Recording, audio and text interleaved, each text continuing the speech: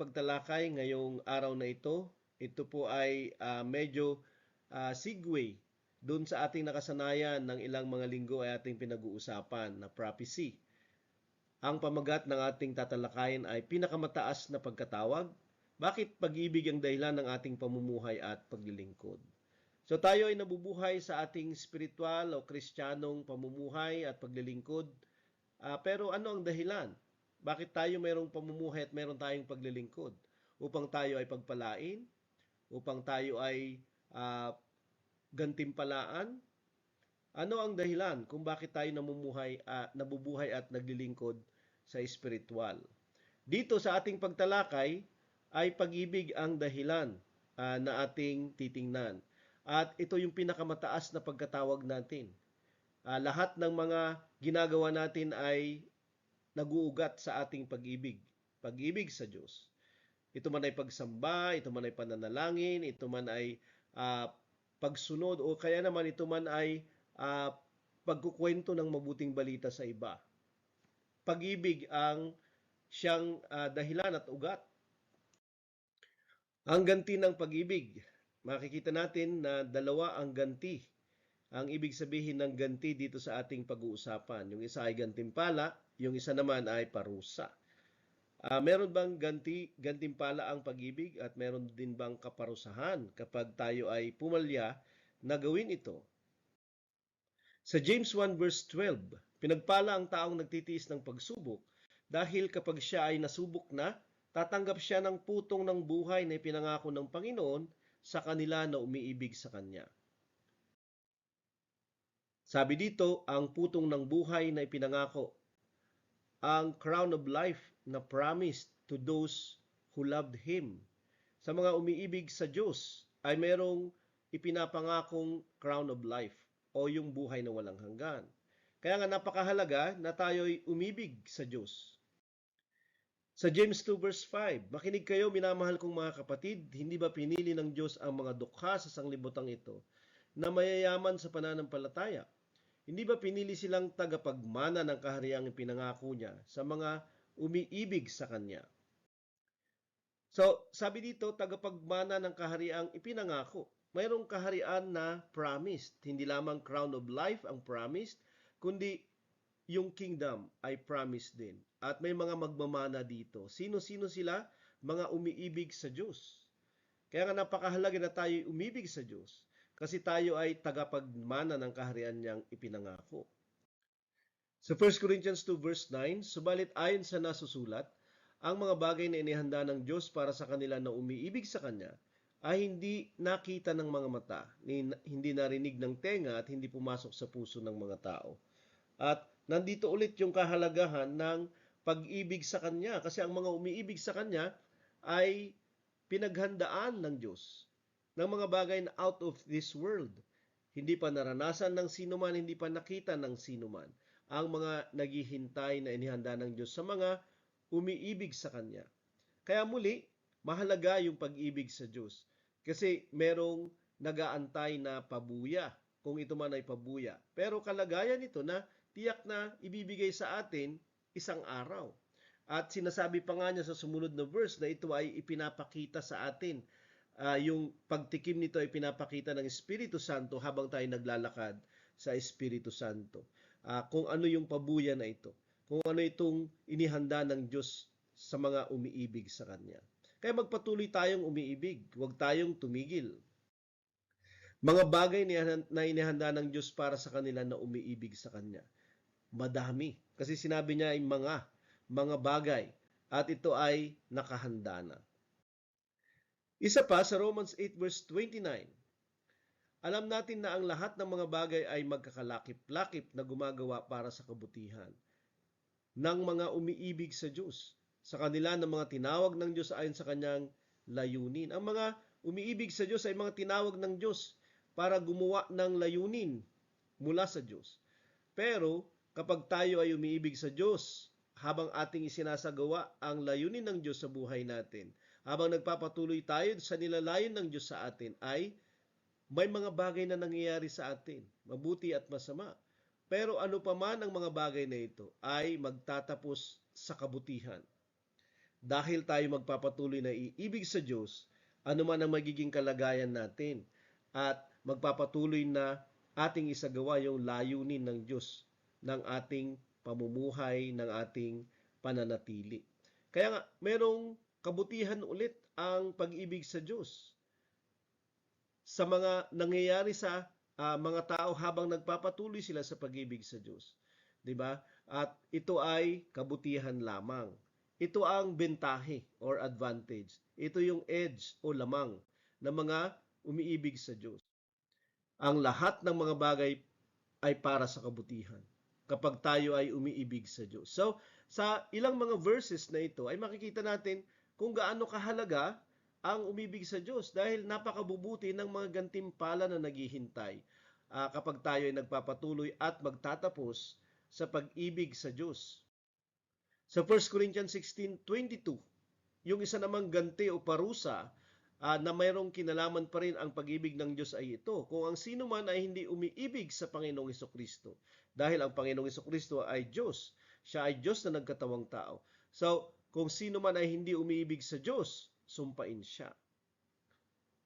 Nandito ang napakalaking pagkakaiba, 'di ba, ng ganti at ng parusa na may kinalaman sa pag-ibig sa Diyos. Kung tayo ay umiibig sa Diyos, napakararaming ganti. Pero kung tayo naman ay pumalya na umibig sa Diyos, mayroong pagsumpa sa atin. So, ano ang pipiliin natin? Mamimili tayo. 'Di ba? Tayo ba ay iibig sa Diyos o hindi? 'Di ba? At masyadong imbalance ang pruweba, ang kabutihan at benepisyo na mas mabuti ang pag-ibig sa Diyos kaysa pumalya kang umibig sa Diyos.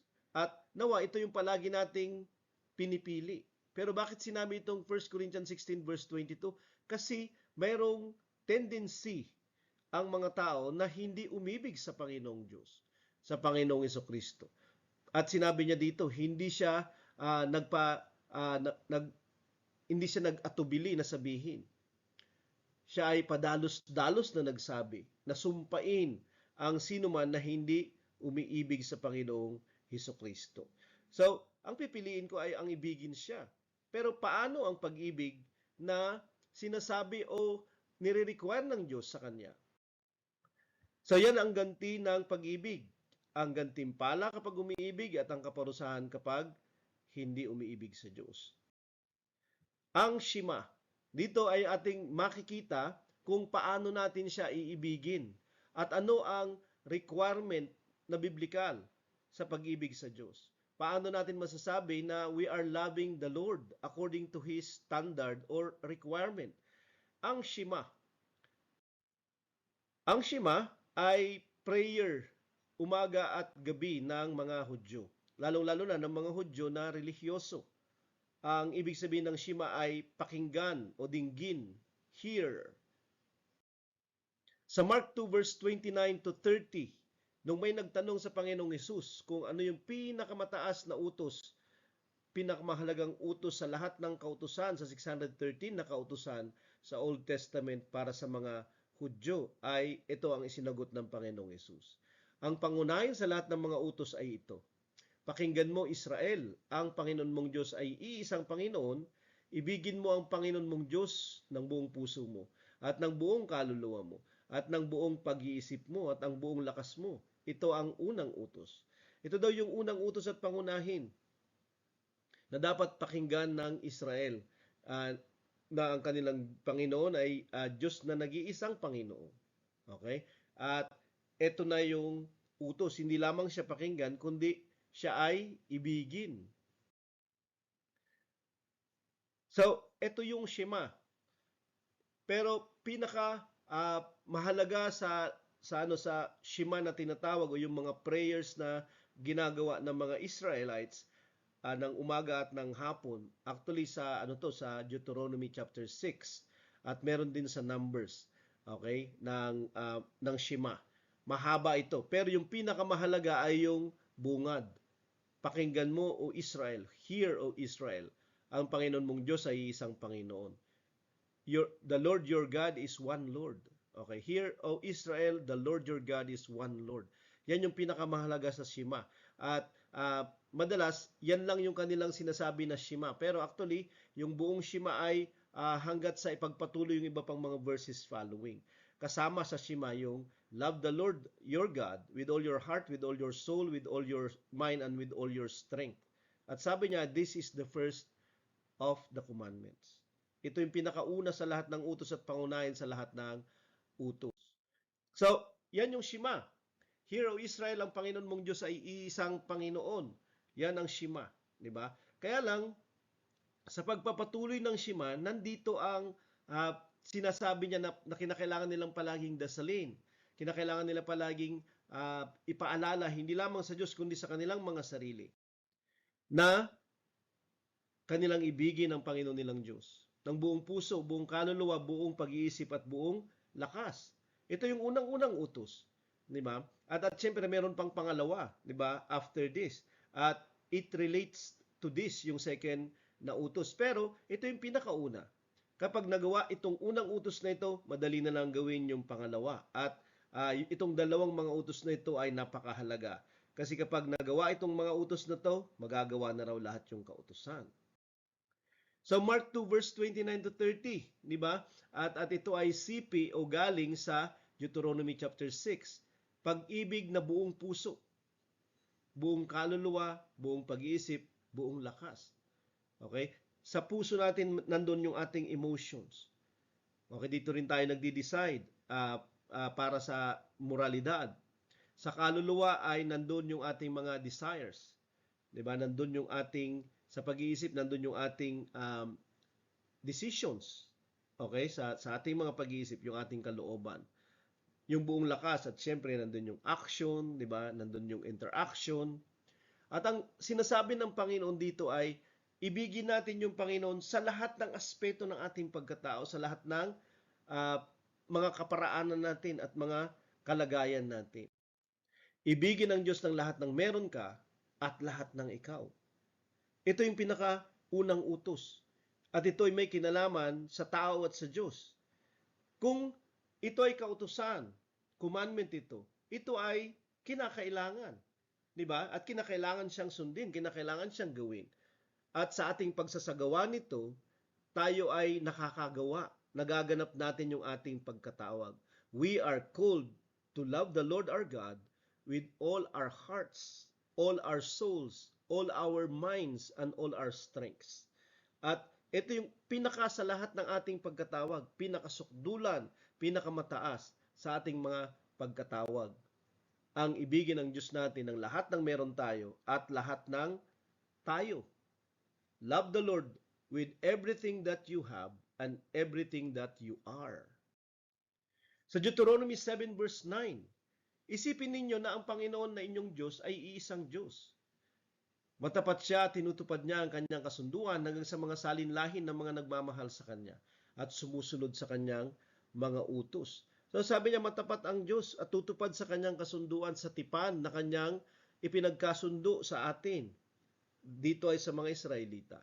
Tayo din ay nasa ilalim ng kasunduan o tipan, bagong tipan.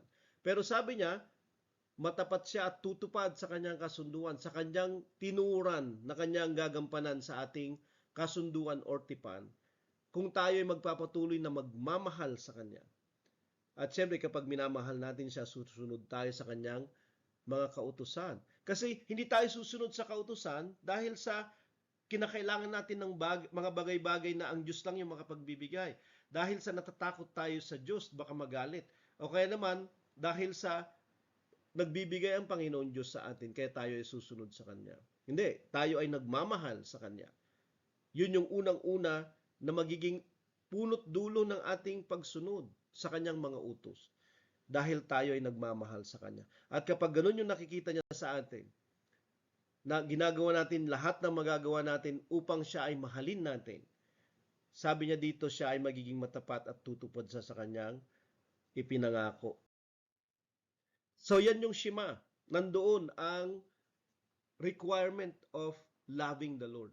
Diba? So nakita natin kanina na napakaraming ganti ng pag-ibig sa Panginoon. At ngayon nakita natin kung paano at anong uri ng pag-ibig ang Kanyang hinahanap sa atin. Buong puso, buong kaluluwa, buong kaisipan at buong kalakasan. Pag-ibig na mula sa lahat ng tayo at lahat ng meron tayo. Pag-ibig higit sa sino man. Kung meron tayong ganitong uri ng pag-ibig at tayo ay nagpapatuloy sa pagpamumuhay at paglilingkod sa ganitong uri ng pag-ibig, ito ay higit sa sa sino man na pag-ibig. Sabi ni Jesus Christ sa Matthew 10 verse 37, ang umiibig sa kanyang ama o ina ng higit sa akin ay hindi karapat-dapat sa akin. Ang sino mang umiibig sa kanyang anak na lalaki o anak na babae ng higit sa akin ay hindi karapat-dapat sa akin. Nandito ang mga pinakamahalagang mga tao sa buhay ng isang tao. Ang kanyang magulang at ang kanyang mga pamilya. Either mga magulang natin o mga inanak natin. Sila ay napakahalaga sa atin. Diba? Pero nandito ang warning ng Panginoon na mamahalin natin ang ating mga magulang o kaya mga anak natin, pero hindi higit kaysa sa pag-ibig natin sa Kanya. Hindi higit kaysa sa pag-ibig natin sa Diyos. Kasi kapag mas higit na natin silang pinapahalagahan o minamahal o iniibig, hindi lamang sa hindi na tayo karapat-dapat sa Kanya, nagiging mapagsamba na tayo sa Diyos-Diyosan. Kasi yung tanging pag-ibig na yun na dapat ay ating ibinibigay sa Diyos natin, ay ibinigay na natin sa mga tao. Kaya ang sinasabi niya dito, mas higit yung pag-ibig sa Diyos kaysa sino man sa buhay natin. Hindi niya sinasabi na hindi na natin sila iibigin o mamahalin, kundi huwag higit na pag-ibig yung ibibigay natin sa kanila kaysa sa Diyos natin. So ating balik-tanawin, ating i-self-check yung ating mga sarili. Di ba?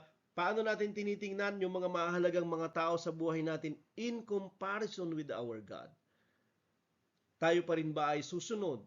Tayo pa din ba ay pipili sa Diyos natin kapag ang pagpipilian ay kasama na yung mga mahalagang mga tao sa buhay natin? Maging honest tayo, di ba? Maging transparent tayo.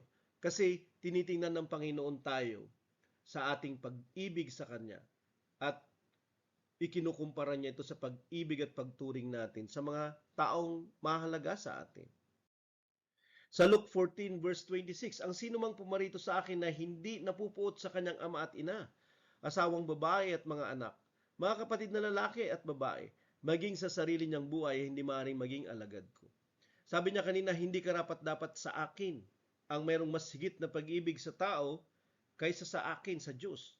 Dito naman ang sinasabi niya, kung hindi natin kayang kapuutan yung ating mga magulang, yung ating mga asawa, ang ating mga kapatid, kahit na ng ating sariling buhay, hindi na tayo magiging alagad. At ang ibig sabihin ng dalawang verses na to is, hindi tayo maliligtas. Hindi lamang sa hindi tayo makakasunod, hindi lamang sa hindi tayo magiging alagad o magiging karapat-dapat sa Kanya, ito yung Kanyang requirements ng pagmamahal, ng pag-ibig.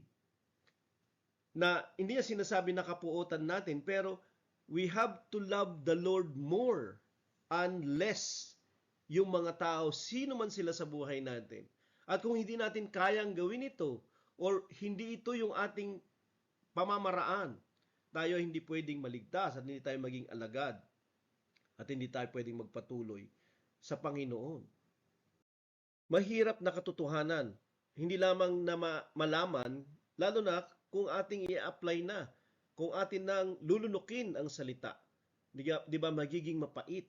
Kahit na ito ay lasang honey sa ating mga bibig, ito ay magiging mapait sa ating tiyan. Kasi hindi siya madali. Di ba, na pagpilian ang mga mahalagang mga tao, mga kapamilya natin, kahit sarili natin na buhay, di ba? At ang Panginoong Diyos. Pero sinasabi ng Panginoong Diyos at siya ay nagsasalita ng patapos, kinakailangan natin siyang piliin. Mas mamahalin.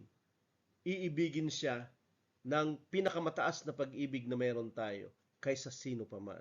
Kasi kapag hindi tayo magiging karapat-dapat na alagad o kaya naman ang kaligtasan hindi magiging karapat-dapat sa atin. So yan yung pag-ibig na higit sa sino man, pag-ibig higit sa anuman, yung pag-ibig ng Diyos ay mas higit sa anuman. 1 John 2 verse 15, huwag ninyong ibigin ang mundo o ang mga makamundong bagay. Ang umiibig sa mga ito ay hindi umiibig sa Ama. So, yung pag-ibig sa mundo ay pag-ibig sa mga bagay sa mundo. Hindi ito pag-ibig sa earth, literally, kundi yung mga bagay na nasa mundo. Yung kanyang kapritsyo, yung kanyang possessions, yung kanyang entertainment, yung kanyang stuffs o mga bagay-bagay niya. Yung mga lahat ng mga bagay na ito na pwedeng sa isang banda ay neutral siya. Pero kapag ang pag-ibig na dapat sa Diyos ay ibinibigay na natin sa mundo, ang pagpapahalaga na dapat sa Diyos ay binibigay na natin sa mundo, at ang ibibigay na lang natin sa Panginoon ay 5% ng ating isip, 5% ng ating puso, 5% ng ating kaluluwa, 5% ng ating lakas.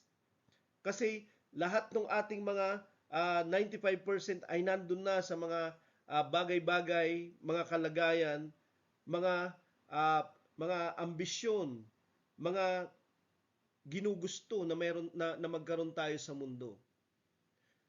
Ito ay another form of idolatry. Ang umiibig sa mga ito ay hindi umiibig sa Ama o sa Diyos. So, muli ay reality check. Tingnan natin yung mga sarili natin. 'Di ba? Tayo ay tinawag upang umibig sa Diyos ng pinakamataas, ng pangunahin na pag-ibig. Pero kapag hindi natin nagagawa ito, tayo ay nadidisqualified sa ating pamumuhay at paglilingkod. Nadidisqualified tayo sa kaligtasan. At isang disqualification ay yung pag-ibig sa mundo at sa mga bagay ng mundo. Yung sumunod ay sa Matthew 6 verse 24. Ito yung sinabi ng Panginoong Hesus bilang warning niya sa mga alagad niya. Walang taong makapaglilingkod sa dalawang Panginoon sapagkat maaring kaputan niya ang isa at ibigin ang ikalawa, or vice versa.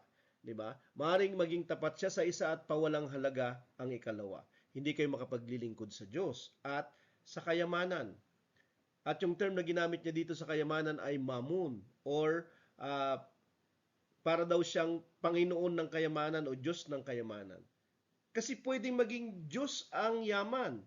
Kasi yung paglilingkod na dapat ginagawa sa Diyos, yung oras, yung lahat, di ba, na meron tayo na dapat sa Diyos ay naibibigay na natin para lang sa ating pagkita, para lang sa ating pagkuha, para lang sa yaman. Hindi ko sinasabi na mali ang magtrabaho, mali o kaya naman masama ang magnegosyo, pero huwag ubusin sa araw-araw na buhay natin ang mga kalagayang ito. Yung oras, yung gana, yung lakas na para sa Diyos naman. Huwag nating lahat ibigay. Hindi ito yung mga layunin ng ating pamumuhay. Merong paglilingkod sa Diyos at bigyan natin siya ng oras. Kasi kapag hindi, napapatunayan lang na mas iniibig natin ang kayamanan kaysa sa Diyos. Ito ang warning na patapos ni Jesus Christ sa kanyang mga alagad. And this is very true, very real, hindi lamang nung first century, sa lahat ng centuries. Hindi lamang nung generation na meron sila nung first century, kundi sa lahat ng generation of all the centuries up to now. Kinakailangan nating mag-decide, kinakailangan nating uriin, kinakailangan nating magkumpara at kinakailangan nating piliin kung sino yung una sa prioridad natin. Ang Diyos. Ang mahalin siya, ang ibigin siya, ay ang paglingkuran siya. Dapat may oras tayo ng paglilingkod sa Kanya. Ito yung dahilan kung bakit nararamdaman natin, bakit parang nawawalan ako ng gana, bakit parang nawawalan ako ng kasayahan, nawawalan ako ng kapayapaan, parang malayo ang Panginoon at ang pagpapala niya hindi na katulad ng dati. Ibalik natin yung pag-ibig. Yun yung dahilan, di ba, ng ating pamumuhay at paglilingkod. So kanina, pag-ibig higit sa sino man, pag-ibig higit sa anuman, pag-ibig higit sa kanino man, yung pag-ibig sa Diyos. Exodus 20 verse 3 to 4, huwag kayong sasamba sa ibang mga Diyos maliban sa akin. Dahil akong Panginoon na inyong Diyos ay ayaw na may sinasamba kayong iba o sa ibang salin, ang Diyos ay mapanibughuin. Siya ay siloso. 'Di ba? Nagsiselos yung isang tao sa kanyang minamahal kung yung minamahal niya ay nagbibigay ng oras, nagbibigay ng pansin, nagbibigay ng interes sa iba na dapat ang interes, oras at gana na yon ay sa kanya dapat ibinibigay. So, nagkakaroon ng selos na tinatawag. 'Di ba? Pwedeng maging may ground ang pagsiselos o pwedeng hindi o walang ground. Pero ang Diyos man ay nagsiselos din. Nakakaramdam siya ng ganong emosyon laban sa atin kung yung para sa kanya ay binibigay natin sa iba. Lalong-lalo na yung pagsamba. Lalong-lalo na yung lahat ng oras ng buhay natin. Nagiging mapagsamba tayo sa Diyos-Diyosan o sa ibang mga Diyos. Ito man ay sa literal, sa religion, o kahit sa sino paman, tao, bagay, kalagayan, ambisyon, o anumang bagay na wala pa tayo. Di ba? At pwedeng pumalit ito o ipalit natin sa Diyos. Sa paanong paraan? Kapag ang para sa Diyos ay ibinubuhos na natin sa iba. At iniisip natin, ang Diyos naman kasi ay mapagbiyaya. Ang Diyos naman kasi ay nakakaintindi at mayroong pagmamahal sa akin.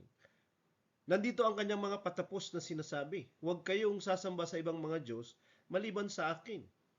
Ang pag-ibig sa Diyos ay pag-ibig ng higit kanino man. Dahil ang Diyos na ito ay siloso or ayaw niya na binibigay natin yung para sa Kanya sa kanino man. So, yung pag-ibig sa Diyos ay mataas kasi ito ay higit sa sino man, higit sa anuman, at higit sa kanino man.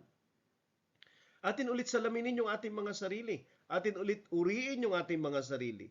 Tayo ba ay nandoon sa requirement ng Panginoon? O tayo ay pasok? O tayo ay nasa labas at tayo ay itatakwil isang araw kung sakali? Paano magkakaroon ng pag-ibig na ito? Diba? Ito ba ay nadidevelop sa atin? Ito ba ay dahan-dahan na nagkakaroon tayo? Pwede natin siyang matutunan? Pwede natin siyang maisagawa dahan-dahan? Di ba? Pwedeng hindi tayo perpekto sa paggawa sa una at pwedeng sa ating pagpapatuloy na pakikipagrelasyon sa Panginoon ay ating nadidiskubre siya nang nadidiskubre sa kanyang kabanalan, sa kanyang kabutihan, sa kanyang pagka-Diyos at tayo mas higit na nailalapit.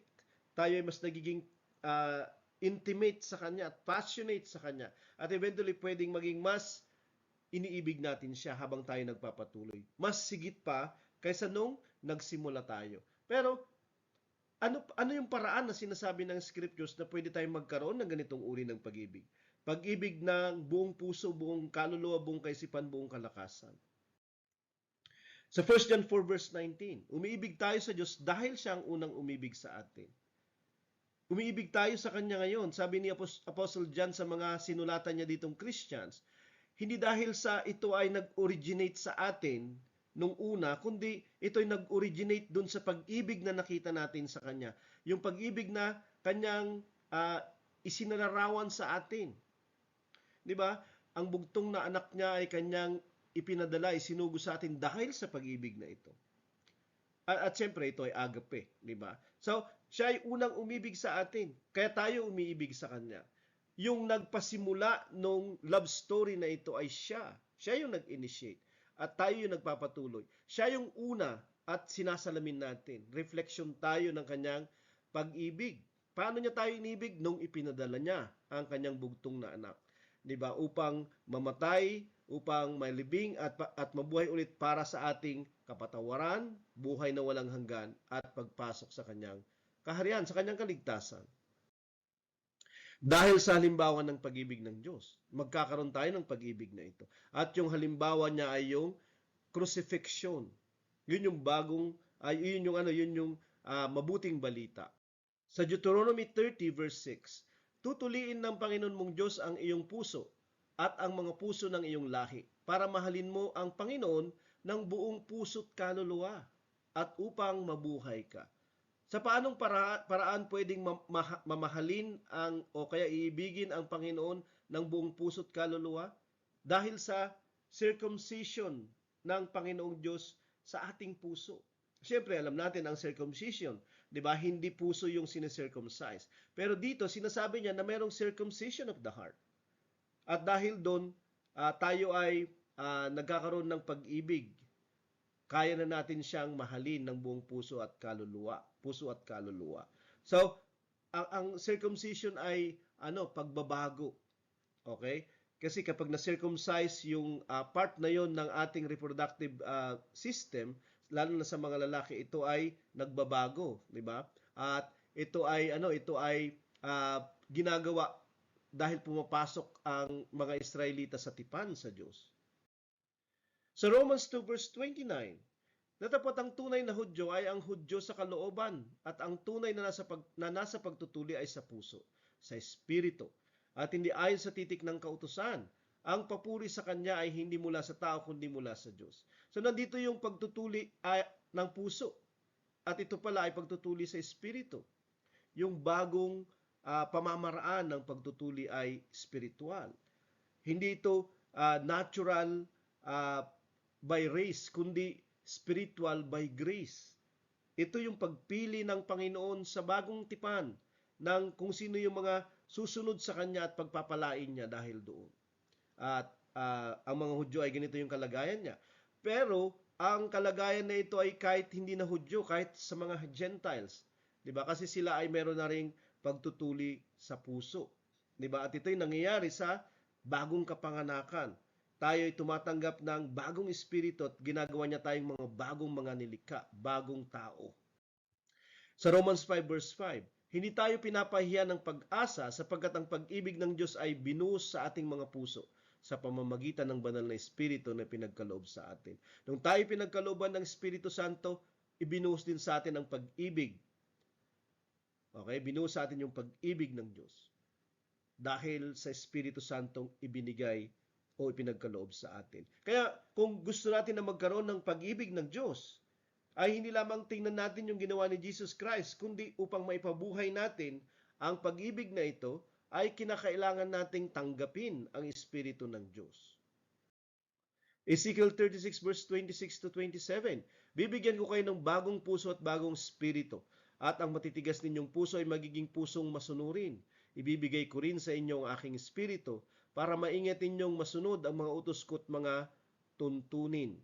Paano tayo magiging masunurin sa Panginoon? Tayo na mga masuwayin, kinakailangan nating hindi lamang magsisi, magpabautismo, kinakailangan nating tumanggap ng Espiritu Santo. At mangyari sa atin ang pagsunod dahil ang puso natin ay bago na. Ang ating affections ay bago na.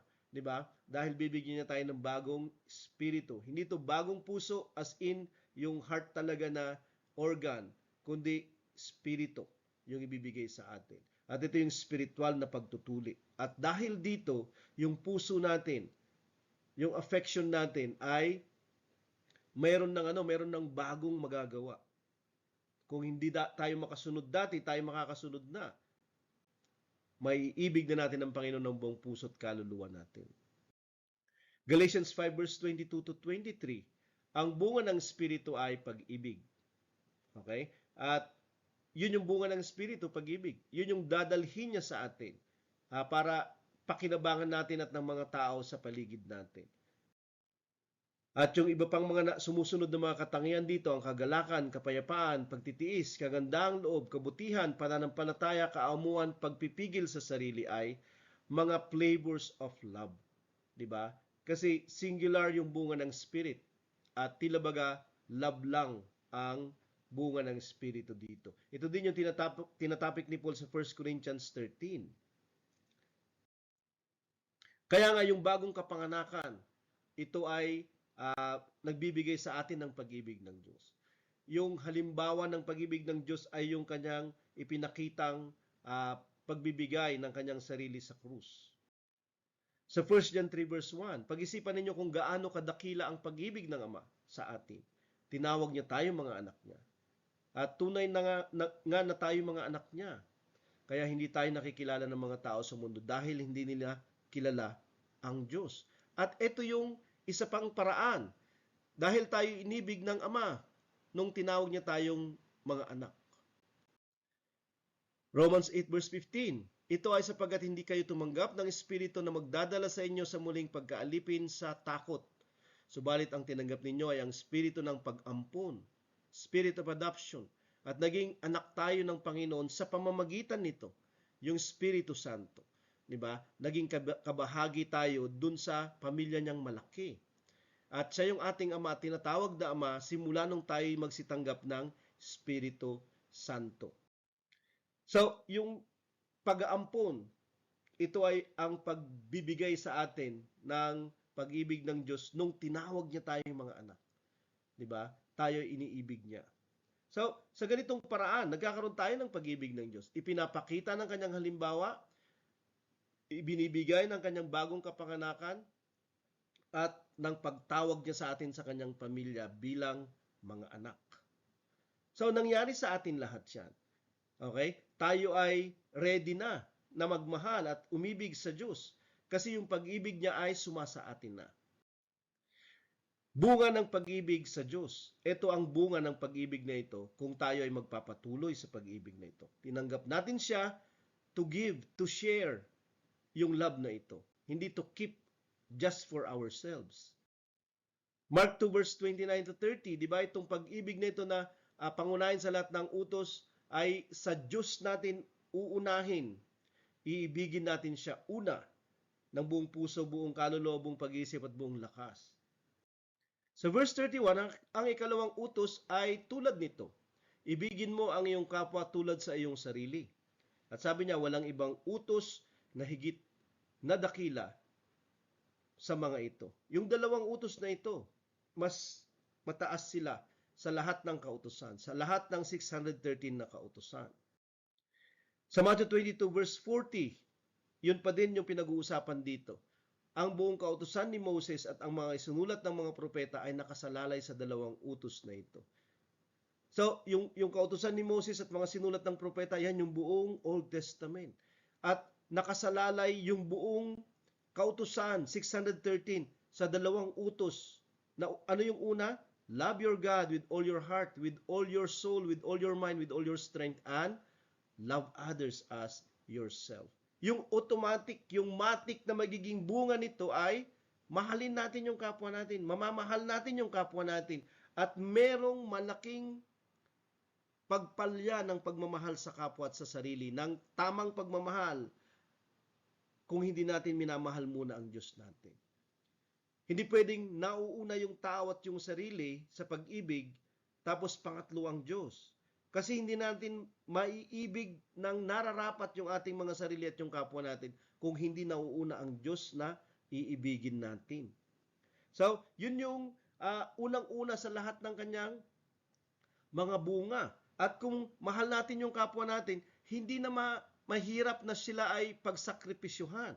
Hindi mahirap na sila ay tulungan. Hindi mahirap na sila ay bahaginan, bigyan. Hindi mahirap na sila ay paglingkuran. John 14 verse 15. Kung iniibig ninyo ako, tutuparin ninyo ang aking mga utos. 'Di ba? Hindi lamang magiging magiging people-centered tayo dahil tayo ay God-centered una.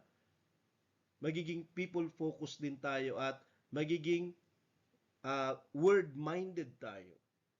Tayo ay mag-iisip tungkol sa salita. Pag-aaralan natin siya, mamahalin din natin siya. 'Di ba? At tutuparin natin siya dahil iniibig natin ang Diyos.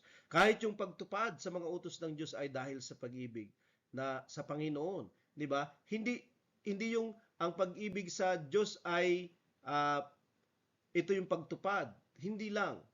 Kundi dahil sa pag-ibig sa Diyos, tayo ay tutupad. John 14:21, ang nagtataglay ng aking mga utos at tumutupad nito ay siyang umiibig sa akin. So yung mga tumutupad sa utos ng Panginoon ay umiibig sa Kanya. John 14:23 to 24. Kung ang sino man ay umibig sa akin, tutuparin niya ang aking mga salita. Siya ay iibigin ng aking Ama. So merong balik yung pag-ibig na gagawin natin. Kung tayo ay sumusunod dahil sa pag-ibig sa Kanya, iibigin din tayo ng Ama. Kami ay pupunta sa Kanya at mananahan na kasama Niya. Gaano ka mapalad itong tao na to na umiibig sa Panginoon At dahil sa pag-ibig niya sa Panginoon, siya ay susunod sa Panginoon.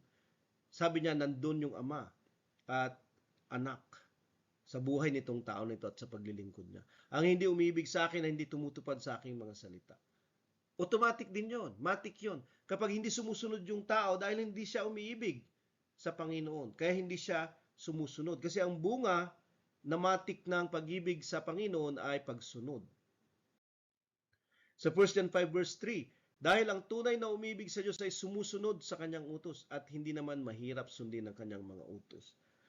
Ang tunay na umibig sa Diyos, so mayroong mga hindi tunay na umibig sa Diyos. Puro sila hangin at puro sila salita. Pero yung mga tunay na umibig sa Panginoon ay sumusunod sa kanyang utos. At hindi sila nahihirapan.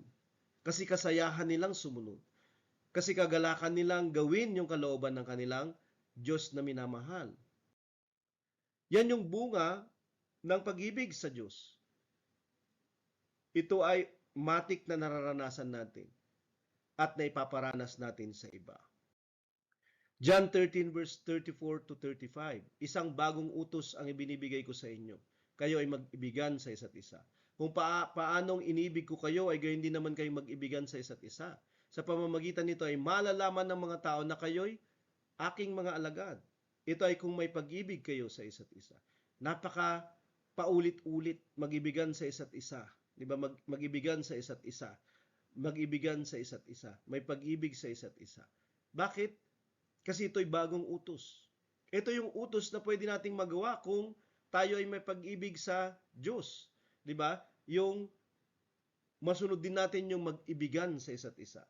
Kasi automatic yon na kapag tayo ay sumusunod sa utos niya, kasi tayo ay tunay na umiibig sa Kanya. At nagagawa natin yung first commandment. At yung second commandment ay madali na lang, yung mag-ibigan sa isa't isa. Katulad ng pag-ibig na iniibig ng Panginoong Hesus sa atin. Anong uri ng pag-ibig yun? Sa 1 John 3 verse 16, sa ganitong paraan natin nalalaman ang tunay na pag-ibig. Ibinigay ni Jesucristo ang kanyang buhay para sa atin. Kaya dapat din nating ialay ang ating buhay para sa ating mga kapatid. Yung pag-alay natin ng ating oras, yung pag-alay natin ng ating mga kalakasan, ng ating mga karunungan, ng ating mga katalinuhan, ng ating mga ari-arian, ng ating mga makakaya sa ating mga kapatid ay pag-alay natin sa ating Panginoong Hesus ng pag-ibig.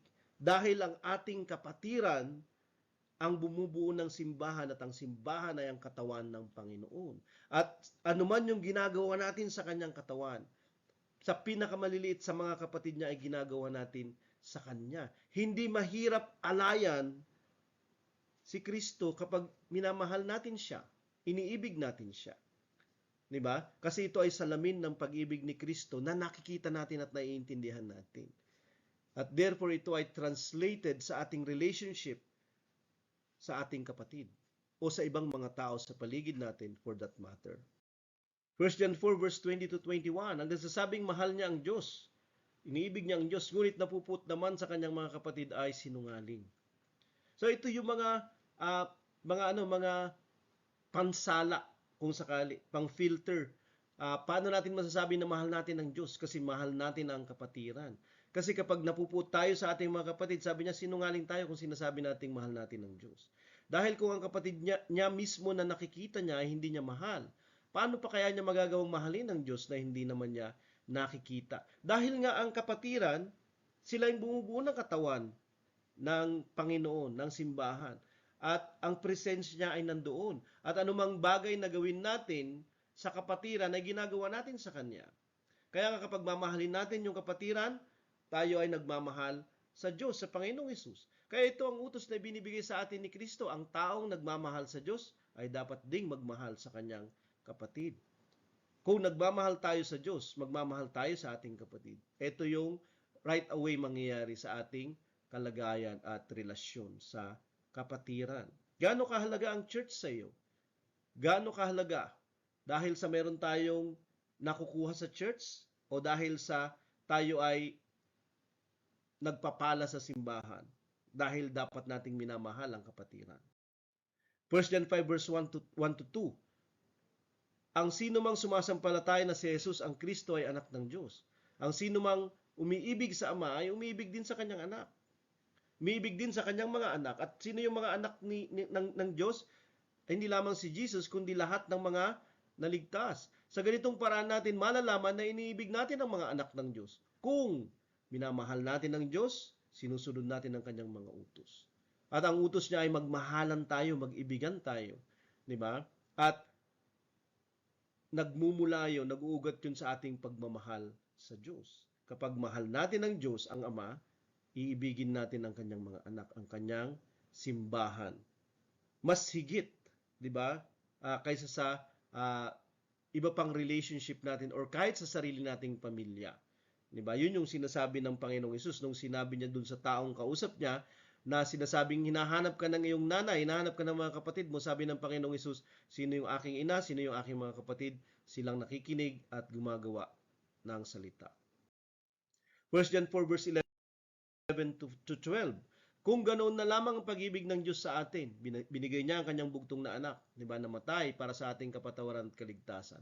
Nararapat lamang na mag-ibigan tayo. Nararapat lamang, yun yung matik na nangyayari.